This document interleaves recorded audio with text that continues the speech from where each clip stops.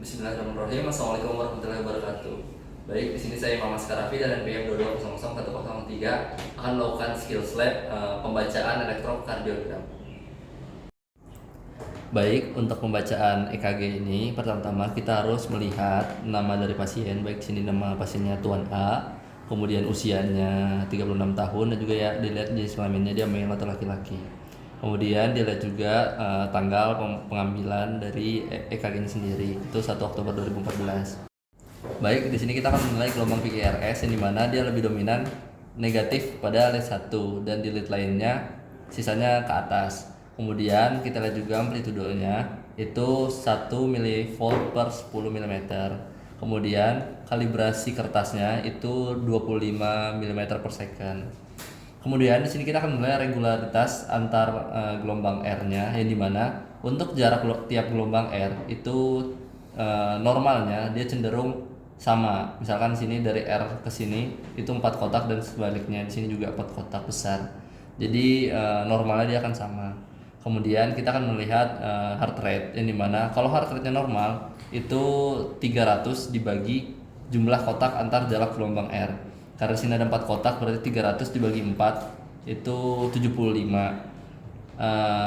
Ada juga cara dimana dia menghitungnya menggunakan kotak kecil. Jadi 1500 dibagi jumlah kotak kecilnya. Berarti karena di sini ada 4 kotak kecil, ada 4 kotak besar dan 5 kotak kecil berarti 5 kali 4 20. Berarti 1500 dibagi 20 hasilnya 75 juga.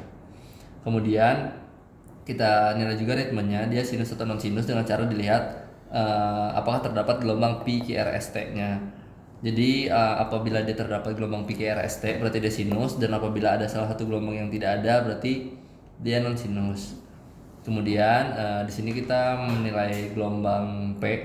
Jadi untuk gelombang P ini dia nggak boleh lebih dari 3 kotak kecil baik tinggi maupun lebarnya. Jadi untuk gelombang ini sekitar 2 sampai 3 itu masih normal. Kemudian melihat PR interval itu jarak dari kotak dari dari titik gelombang P ke gelombang Q itu dia normalnya 3 sampai 5 kotak kecil. Dan di sini ada 1 2 3 ada 4 kotak. Baik, selanjutnya ini penilaian dari gelombang Q yang dimana dia tuh normalnya kurang dari 1 kotak kecil, dan kalau memang lebih sepertiga dari garis R maka dikatakan patologis. Kemudian kita lihat juga progresi R dan progresi S dengan cara kita lihat naik turunnya gelombang R dan juga gelombang S. Kemudian kita nilai juga amplitudo QRS kompleks. Di mana untuk penilaian amplitudo QRS kompleks ini harus ada di lead ekstremitas. Untuk di lead 1 ekstremitas dia itu normalnya amplitudonya lebih dari 5 mm. Sedangkan untuk pada lead prekordial itu dia normalnya lebih dari 10 mm. Kemudian menilai RS rasio pada V1 dan V2 dan menilai dia tuh normalnya kurang dari 35 mm. Kemudian menilai durasi QRS kompleks dan morfologi. Jadi misalkan di sini untuk gelombang QRS pada lead 1 dia itu normalnya kurang dari 0,12 second. Jadi karena tiap kotak kecil itu 0,04 berarti dia nggak boleh lebih dari 3 kotak. Dan di sini didapati dia ada 3 kotak, jadi pas dia ada 3 kotak kurang sedikit, jadi 2 kotak lebih sedikit. Berarti dia kurang dari 0,12 second. Kemudian menilai aksis, kalau dilihat dari lead 1 dan AVF, dilihat di lead 1 sini dan juga di AVF itu normalnya sudutnya min 30 sampai dengan plus 90 derajat.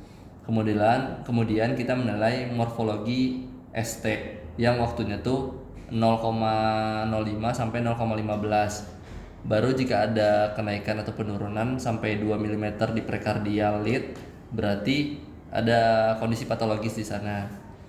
Kemudian kita lihat juga gelombang T di lead 1 dan lead 2 itu dia biasanya positif di lead 1 dan di lead 2 gelombang T-nya. Kemudian kalau untuk di lead 3 dia dia negatif. Kemudian di lead AVR juga negatif.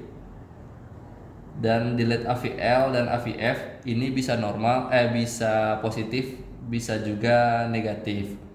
Kemudian kita lihat nilai juga gelombang U. Gelombang itu gelombang yang terdapat setelah defleksi setelah gelombang T. Akan tetapi pada hasil EKG ini tidak terdapat gelombang U. Pada hasil EKG ini tidak terdapat gelombang U, jadi tidak dapat dinilai. Kemudian untuk interval QTC juga itu dilihat dari ujung gelombang U sampai dengan T. Karena tidak terdapat gelombang U di sini, jadi tidak dapat dinilai.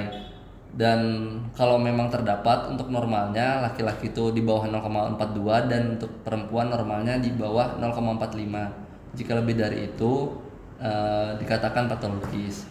Baik, untuk kesimpulan dari EKG yang telah dibacakan ini, didapati pasien ini normal dan tidak ada hasil yang menuju ke kondisi patologis. Baik, sekian. Alhamdulillahirrahmanirrahim, untuk pembacaan elektrokardiogram sudah selesai. Sekian dari saya. Walhamdulillahirrahmanirrahim. Assalamualaikum warahmatullahi wabarakatuh.